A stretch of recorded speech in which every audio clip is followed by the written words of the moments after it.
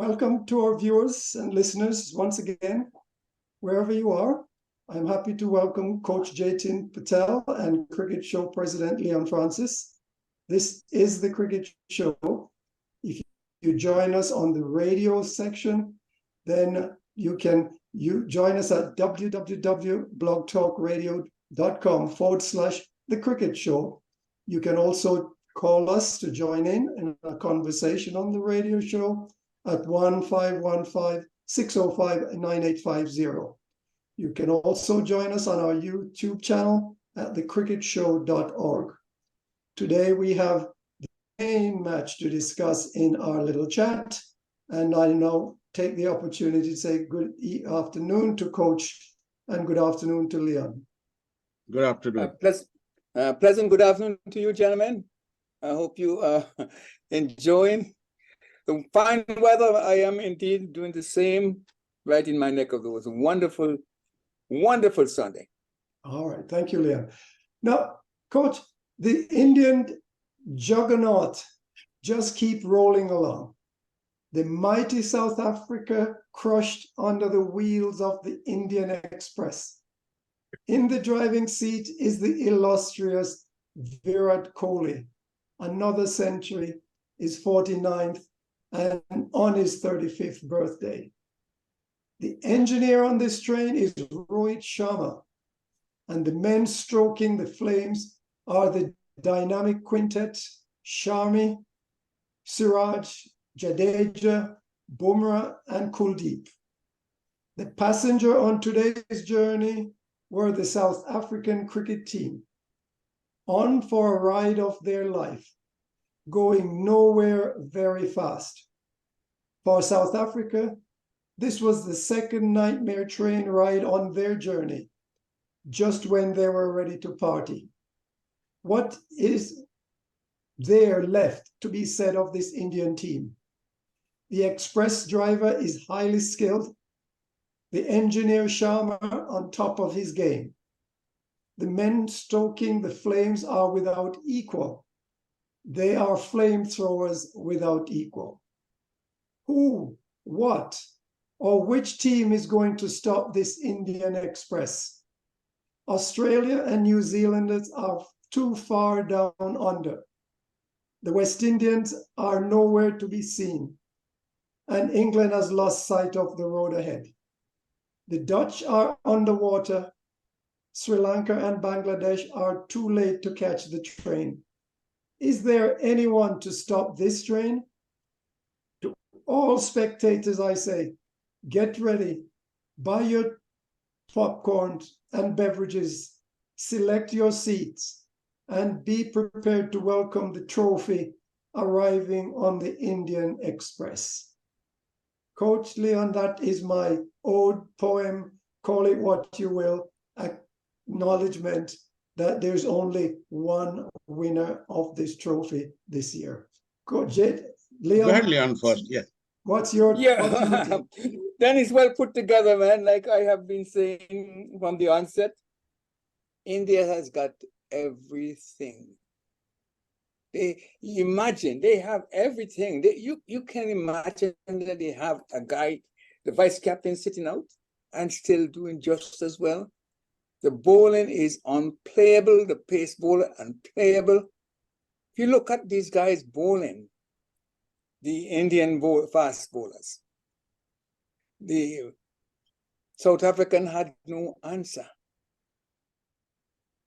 You turn to Jadeja, and he looks as if he was unplayable. That ball where he bowled the South African captain with, that was beauty. Hand them the trophy one time, I think. You don't have to wait till the end. I cannot see anybody else beating them. It was a remarkable display. And to top it off, as if it were ordained, Kohli making his 49th century on his birthday to equal the great Sachin Tendulkar. That was what you call, you get your money's worth. You could pay twice and come out and go back in the gate and come back and get your money's worth. It was an exhibition of great cricket all-round performances from great cricketers. One would love to have been there to witness it, but to even read about it and to see it, it's worth every moment of your night's rest. What else can be, what else? As if the South Africans were playing on a different wicket, as if they were playing with a different bat. I cannot see how these players could not even make a good forward defensive stroke. Everybody, everything. And to top it off, Boomer wasn't in the wicket today. And you see, it looks so easy. He was. You put it rightly, Dennis. It's just, like I say, hand them the trophy. I cannot see nothing else. Just give them. They don't have to play. Give them the trophy. And congratulations. Well, we talked before the game, and I predicted this thing. Whoever wins the toss will have the advantage. And India take the full advantage of this toss. As soon as they won, they did the two things. They forced the South Africa to chase, which is odd situation for them. They haven't had a great success when they are chasing, particular to this tournament. And that is what they force. What they don't like it, okay, we are serving you. Number two is definitely Indian team has a better pitch readers, I call it. They know the ground, they know the pitches, they know what you expect. And there is the point where they took the chance batting first in this game. It could have been a different story if the South Africa had batted first, because as expected, this is the turning track for sure. But the ball was coming a little late after the pitching. So you have to make a lot of adjustment. And the third component was a kind of bounce. It usually keeps low, except those few short pitches which can go rise. But those all combination is a very critical to play when you have plenty of batsmen who just want to swing the hard bats. And that is the most difficult part. So India tested their bench strength as well as the conditions. What happens if they face the similar situation in a playoff knockout stage, like a turning pitch, or you have to deal with the dew? That was also a factor in the second inning in a night game. So they tested their strength. And this is just like a one rehearsal, I call it. How you deal with this if you got the similar surface. And at the same time, with this particular performance, as we expected, South Africa always chokes towards the finish line. They usually prepare for the exit, whatever the last exit they can take before the title. And this is like one of them. This will hurt very badly because this does break the confidence, number one, when you collapse like this. Number two, there is an injury scare to Lungi Nagidi. He was walking off with the 3 balls to go in inning, and Jensen has to finish. So let's hope that injury doesn't create a mess for South Africa. But the things I will say before the game, I believe the South African camps talk about it like we're going to target the 6th baller. India don't use the 6th baller. They are so strong. Yes. They have 5 batsmen. I think if you look at the average, everyone has a contributed some point, some manner. So they succeed there. They have wicket-keeper batsmen. The number 1 pick is Rahul. He's doing excellent well too. And then you got remaining 2 all-rounders and 3 bowlers. Everyone is doing job. So there is absolutely no room to look for a weakness or a look for the point where the other team can attack and do something. And the good thing is for India is they are increasing pressure to the opponent game by game. With this unbeaten record, it will be scare. A lot of, I will say, worrying about how you deal with this India. And next challenge is the Netherlands, which will be the easy route for India.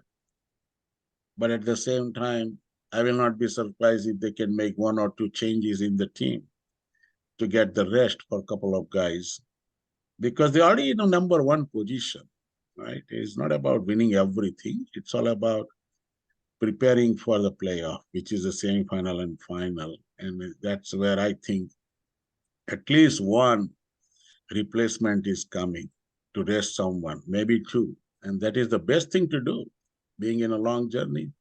But at the same time, with the schedule-wise, the next game they have is a week away from today.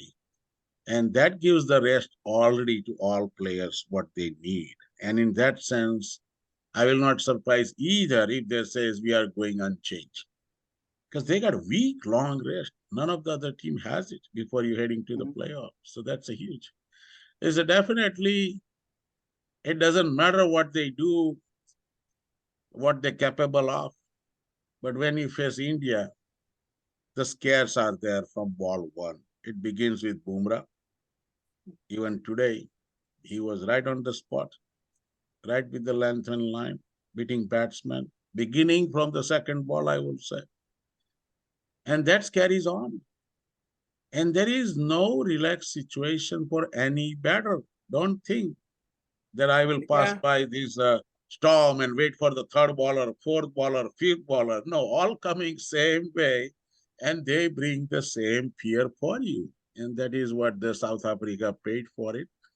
And again, I will say, any team facing India will be in a huge psychological pressure because of this performance ongoing. And the beautiful thing to say is the playoff, their semi-final and final, will be the grounds where they have succeeded really well, whether it's Ahmedabad, they did well against Pakistan, Mumbai, they did really crazy against Sri Lanka, Calcutta, third ground, look at what they did against South Africa. So these are the three grounds are booked for the two semi-final and final. And I will say India is in good shape. India is in a good shape. Other team has to do a lot of hard work, and it looks like an impossible challenge to find a way to beat India at any level. Coach, you've mentioned that they're playing in familiar grounds, familiar situations. My question is, with this same team, had this tournament been taking place in, say, Australia or England or New Zealand, do you think that this team could perform at the same level as they're performing now at home in India? It will not make a difference because that's a team's capacity, their potential to perform, let's say, and they are the performers. They are doing over and over. The only difference it could have made if you are playing away from India is whoever is the home team may have a little bit their performance. It not impact too much on Indian side, but their improvement, like if you're playing in South Africa, they always have upper hand because they know local condition. If you're playing Australia, the Australian team can do well. If you're playing New Zealand, they are good at it.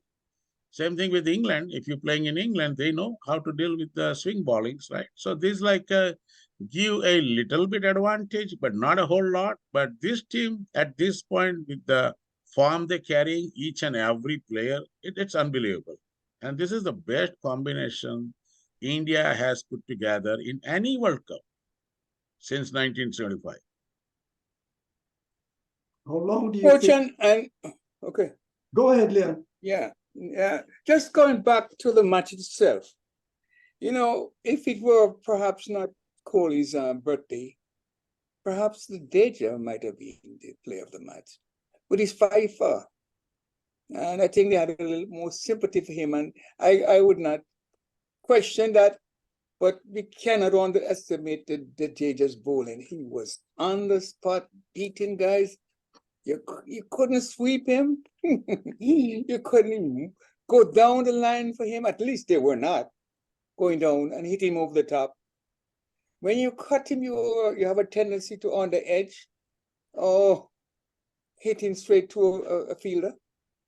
They were not able to get out and play those shots, and playing shots all the way to players. So my comment about the were it not for his birthday, and as a matter of fact, you just have to offer him congratulations, because his 49 centuries or half centuries was made Centuries, in 49 far, centuries. So he'll take over the Tendulkar when he scored the 50th one.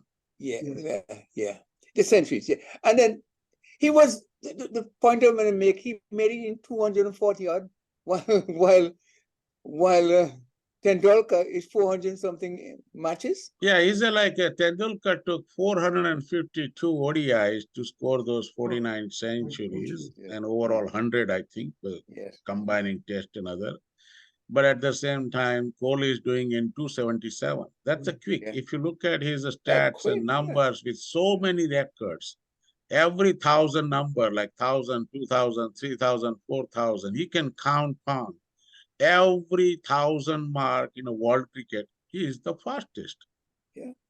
So far, it's a king. Kohli is a king, Yeah, period. king, And they call him on the king. performance side, why not the Jadeja is a man of the match? I think you already answered that on your own words. When Yeah. Jadeja was bowling, it was unplayable. Batsmen Yes. had no clue Mm. what to do. Mhm. Or believe it or not, take it this one. First thing first, India could have been in the same situation. Batters could have collapsed.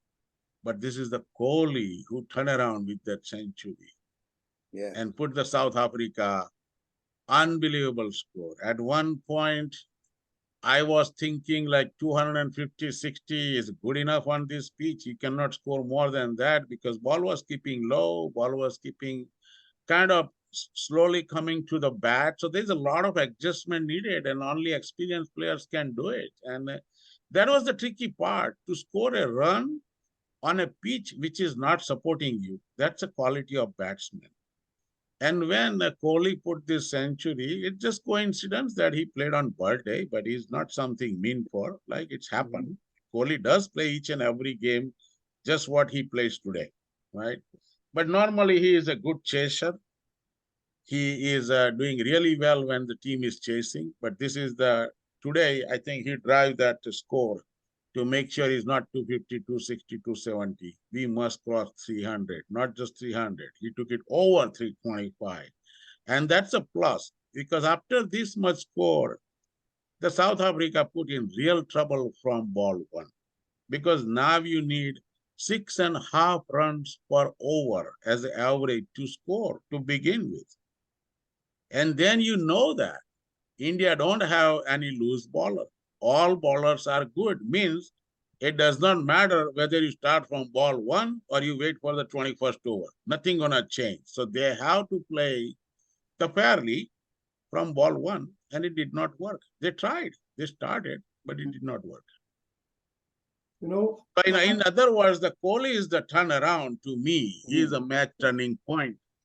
Yep. And because of that pressure, and when the dew was there, ball was coming low, bounce was the issue. That is where the Ravindra Jadeja brought in and started taking advantage. But I will say, as a man of the match credit, it's a fair call to give to Virat Kohli. Yeah. Coach, I noticed that after the end of the match, when they had the little chat with Kohli, how he expressed the fact that at various times in the match, they were able to make a decision how to proceed. In other words, to achieve the goal. So clearly there was a match decision discussion as to how we're going to go at this. Now, in the South Africans' position, I have to say their batters were very, very irresponsible, did not think much of the game at hand, nor recognize the seriousness of the situation. If you take Miller was in when there were quite a few wickets down and they needed to solidify, at least take another look. And yet, almost in succeeding over, he was attempting to do a reverse sweep well away from his stumps. He was fortunate in the first attempt, but yet when he tried it the second time, the ball was pitched right on the stumps, which he missed. Now, I think that was really a disgraceful situation, a disgraceful performance on his part. And it shows that they need to have some kind of a mindset or plan, or something needs to be done to get them to recognize that when the chips are down, it means that you have to buckle down yourself and make the effort to stay there and fight. This was not obvious from the South African batters of today. After de Kock got out, it's as if they threw their arms up and said, oh, well, this is it. I don't think we can get anywhere. Did you see? I have a thought after coach comes in on that same point. Go ahead. Go ahead, coach. Well, this is all about, we call it game reading. That includes the pitch reading. You know how the pitch is reacting, how your previous partners or teammates got out. Mm-hmm. You have to consider that before you walk in. Yes. There is no point to test the wicket as like you are facing first ball. There is some action has been took place before you walks in. And based on that, you should have assessed how the pitch is reacting. In this case, pitch was slow, turning, low bounce. Sweep was okay, but the sweep should have been slow. And he did not real well. So what happened? If you look at in slow motion, bat went ahead of the ball. And ball came out slowly to took the stump out. So when you don't make this timing adjustment, the issue will be there. And the bad part is, in this situation, when you know that these bowlers are attacking your stumps, you should avoid the risk involved. Playing these magical shots, which work sometimes, some don't. And that is what he fell. This was the second reverse sweep he tried, Right. but he went way across, right? Way across. Leg stump was wide open, right? And because of that, as I say, timing was the issue. He should have slowed down a little bit, right? Ball is coming to you. But when you don't, then there's a mistime shot, we call it. Did not touch the bat, but still missed time. You went on early to play that ball. Right? And it happens because team is under pressure. You need the runs. It was too tight to look for the runs in the different areas. So it's always reverse sweep is nowadays, especially in T20 and ODI, batsmen are looking for that open spot they have, either towards the fine leg and backward square leg area, or usually point and third man area, right? So because of that, it's easy runs, but if you connect the bat. But then on this kind of pitch, it's impossible to play reverse swat. Even the sweep shot is difficult too. If you look at this whole game, I believe one or two Surya Kumar Yadav played, that's all. Other than that, sweep shot was a little bit difficult. You know, gentlemen, I thought that when de Kock got out, perhaps they would have promoted Miller as the other left-hander. I don't know how you guys, because to me, when de Kock makes runs, South Africa makes runs very rarely. They don't make runs, and that's what I figure. And he had gotten on one of those shots, Miller, I'm talking about. He got on a shot, but he played it. He left his leg stump and almost his middle and leg stump open. He probably should have covered that. And if the ball had struck him, he probably might have been going down the leg side. Because normally they just bringing them away from him. So I just wanted to just throw in the thought that perhaps Bavuma should have brought in the left hand to see if he up, because those guys were bowling so tight. Boomer was tight, Shami was tight, Siraj was tight.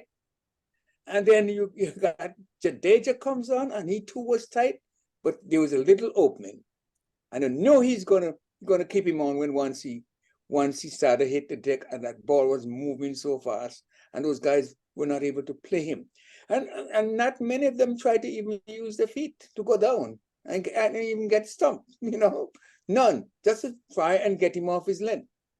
They were not able to. It was coming on too fast, or they could not see which way was to me, in that situation, I believe that South Africa had a game plan to deal with the Bumrah and keep him away from wickets. They succeed. Bumrah bowled 5 overs, no wickets today, right? Economy rate is there. But South Africa succeeded in that plan 1, that they wanted to not to give the wicket to Bumrah. They succeed. But at the same time, you need the runs. And because of that, I think their plan was there, plan B, attack the Siraj. Because Siraj is kind of little bit below average in this World Cup. And they thought about it. We can attack Siraj and go from there. And remember, before that wicket fall, Clinton de Kock did had that 4 boundary. Again, he went for the second one, and he got inside edge and got into the stump. So plan was there, but they did not realize what the Indian bowlers carry, the confidence. And as I say, it doesn't matter whether you look at Siraj, Yadav, or Sami. These all bowlers are capable to create a mess and do the enough damage for you from any over, whether it's a first over or 50th over. So in this particular game, I don't think any South African batsman would have made any difference if they have played different way. No, they are on the losing side.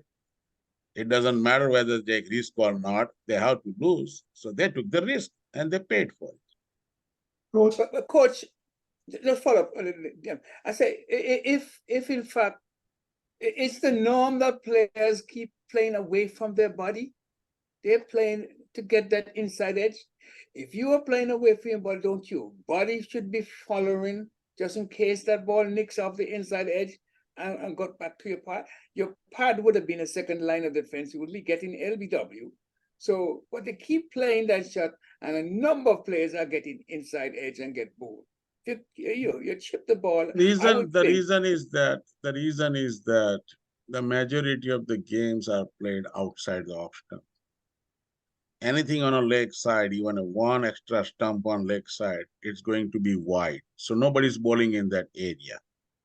So you can expect the majority of the section is in either on the stumps or outside the off stumps. And because of that, when you see these deliveries, which batsman thinks they can stand and deliver from the crease by putting point or cover area, and that is what they target. But at the same time, especially on this particular pitch, where the bounce, slowness, everything was there, you should have avoided to play those shots during early stage of the inning. And he did not go for that. He thought like, I got the 1 boundary, now I'm in a gear, now I need to keep going. And that is what they paid for the prize. Ball did not go as expected and took the inside edge and got into the stumps. But look at Marquand's, Dennis, just look at Marquand's out dismissal. He didn't have to play that ball. He was outside his off stump. He could have come out with his pads. That wouldn't hit the stump. Go ahead, Dennis. So Coach, on the business of the reverse sweep, you said, yes, it's doable. You can play the shot. But, throughout this tournament, I've observed that many times players are doing the reverse sweep, but being caught at fine leg, short fine leg or short square leg. And it's happened too often. It happened with the English game yesterday. It happened with previous matches, I think, involving New Zealand, Australia. It is happening with more frequency now that teams, captains are aware of the value of that reverse sweep. So maybe the time has come now that they need to invent something else or be a little bit more judicious in playing this reverse sweep, because to me, it's now becoming a liability, because traps are now being set quite easily and freely for those kind of shots, teams, coach. Only thing I will suggest is missing the basics. Why we play the sweep shot? Mhm. Number one is sweep shot. Let's stick with the basics. When the ball is up front ahead of you, and you are worried or in fear, if you step out and miss it, you may be stumped. And because of that, you are leaving your back foot inside the crease. Putting the front foot means the back foot is on your knees now, with the dragged into the crease, and you are taking the extension of your body with the front foot, extending the bat to reach that ball wherever its pitch is. If it is within the range, you're playing the sweep shot. Simple, basic, right? That component is missing. The reverse sweep is the other way. You are not dragging your feet and extending to go forward. In fact, you are squeezing yourself around the crease or behind the crease. And you're putting the ball in the wrong area with the wrong hands.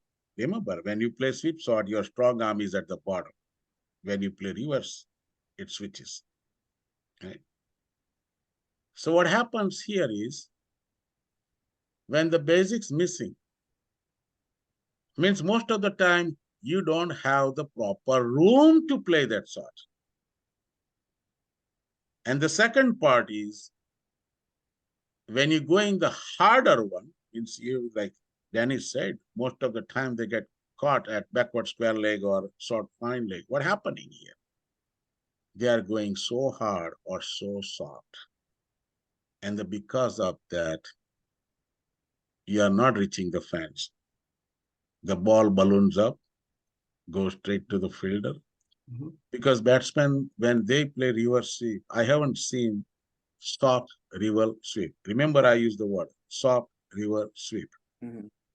I don't see the batter has an intention to take any sort of placement or find a gap and go for one or two. When they play reverse sweep, they are going for maxi. And because of that, you're taking risk, you're paying for the risk. Should be banned. Yep. Okay, Leon. Looks to me, unless just to cover the match, the leaders in the various formats, right? The leading players, Clinton, the cock is still ahead. Yeah, in a run. In the runs, and Kohli is second, followed by Sachin Ravinja. Yeah, from New Zealand. Yeah, the New Zealand youngster. I have great respect for that young man. So, and I just want to laud him out. And then you have Rohit Sharma, he's a fourth. And then David Warner, a fifth. And in the bowling, we had some, let's see who are, okay. Bowling, we have the guy from, is it from Sri Lanka? Yeah, Sri Lanka. He is leading. He's leading the averages. What is his name? No, Adam Zampa. Yeah, Adam Zampa. That's the guy I want to touch on. And I often say that West Indies should treat Hayden Walsh as if they treat Adam Zampa, because Zampa may not be good, but if he gets on a couple, he will get you a wicket or two. Too often he have the Aussies out of a hole, and I just figured that.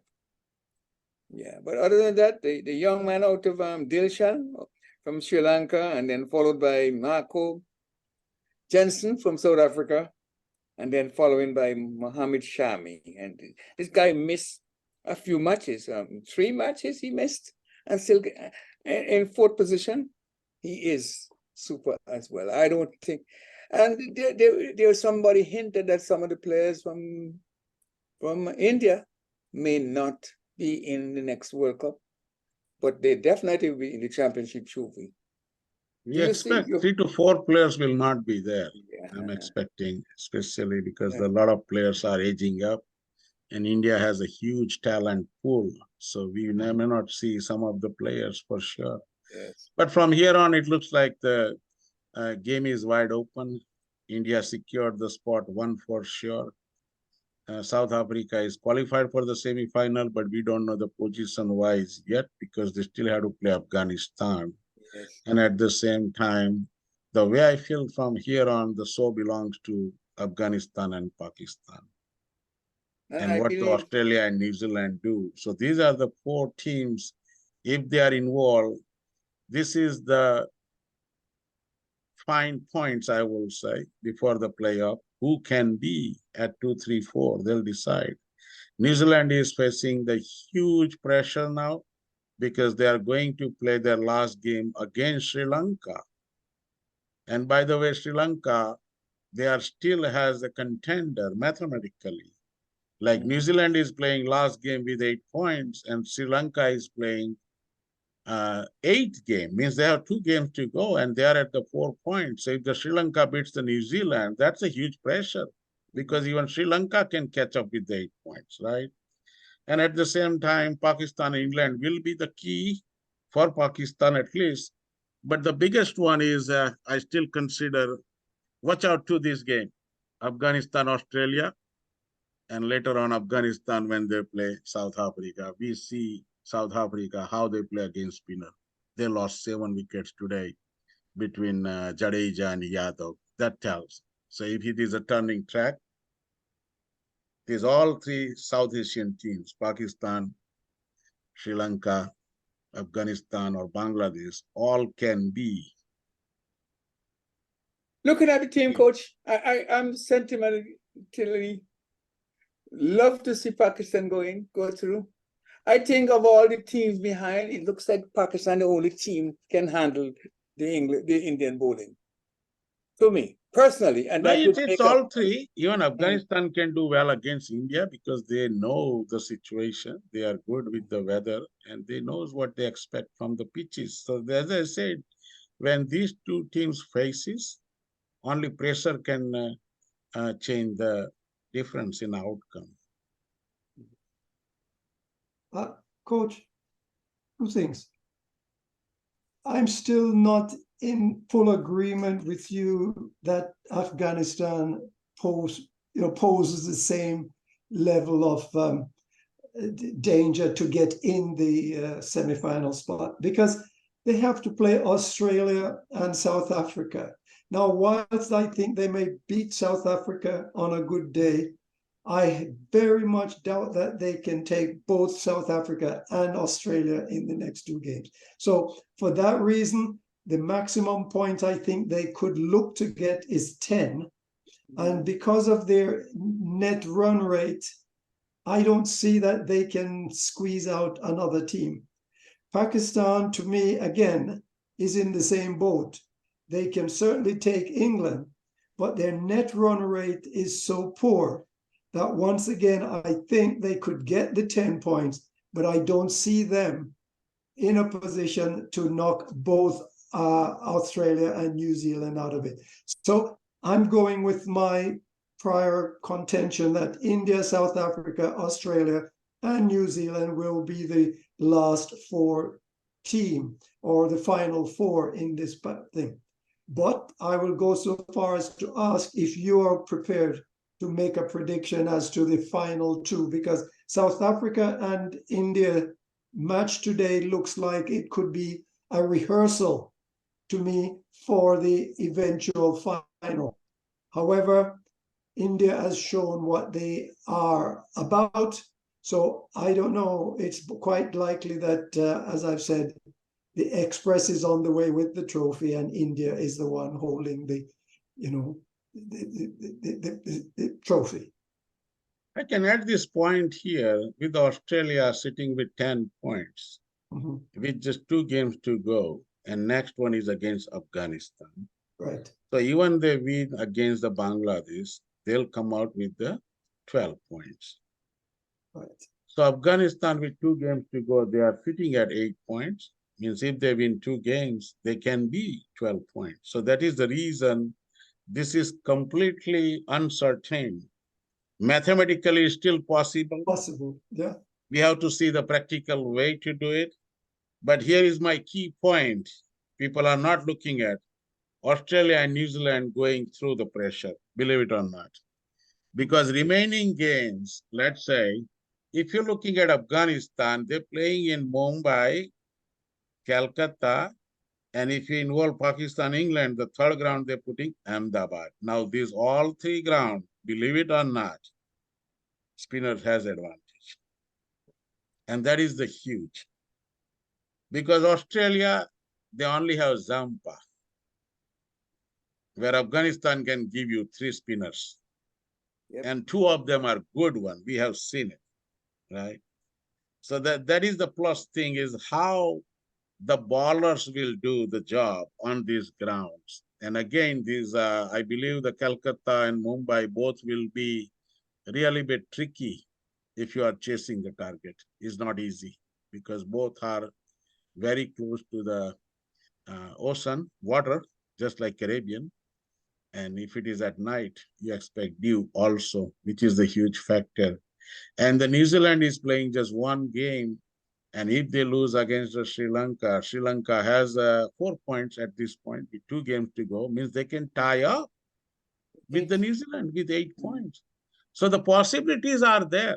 We just have to wait, watch, and performance. And we don't know the nightmare, the weather. If one of the game called off or rained out or something, then all mathematics can go wrong. And some odd team will be making playoff because of that 1 point difference. But the exciting time ahead, I will say, watch out for these 4 teams. To me, is like I'm going to keep eye on it. Afghanistan for sure. That's my number 1 pick. Number 2 is definitely New Zealand, how they do against Sri Lanka. And the third will be the Pakistan, how they do with the England. And top of that, Australia is about so-and-so. But the 1 game out of 2 is against Afghanistan will be the important from Australia. That will decide where they stand, what ranking. Would you go them again? You say Afghanistan, Pakistan? Did you say Pakistan? New Zealand and Australia. These are the 4 teams. Just watch out because 2 of them is making semi-final. And next game will decide. Everyone's next game will decide their position. We don't need to go last day. No. No. One team is holding their head high, India. Well, they are out of reach for anybody now. And out of reach. Yeah. Yeah, they can make some changes. But between these 6 teams, as we discussed yesterday, the middle 6 teams are still in puzzle. And there's a lot of math is possible. Absolutely, Australia has a little bit advantage than all other teams. But still the picture is not clear. We have to see at least 1 more game. So after 8 games, when everybody's played, we can say who are secured. So right now, Australia got 2 more games to go. Afghanistan got 2 games to go. Sri Lanka and Netherlands all has 2 games to go. But the unfortunately is New Zealand has to win next game. Otherwise, they are risking exit from the playoff. Same thing, Australia. They must win against Afghanistan. Otherwise, it will go to the last game and their position may be decided by net run rate. So you are taking a pressure into the game to win it or taking a chance with the others' performance to see if you can qualify for the World Cup. Okay, gentlemen, I think this is where we will say au revoir, not goodbye, but au revoir for now. We hope you will join us again tomorrow for another exciting discussion, perhaps another exciting match we hope to have as our leading discussion point. So do join us this afternoon, Sunday. We have the cricket show at www.blogtalkradio.com/cricket join us at 6 p.m. on the Eastern time zone. And if you wish to contribute orally, call us at 1515-605-9850. From us here in the studios, it is goodbye for now. Hope to see you tomorrow. Goodbye. Good afternoon to you, Coach. Good afternoon, Leon, and see you later. Yeah, Thank good you all. afternoon to you both, gentlemen. Have a blessed evening. We see you on the radio at 6. God's willing. Thank you all. Thank you.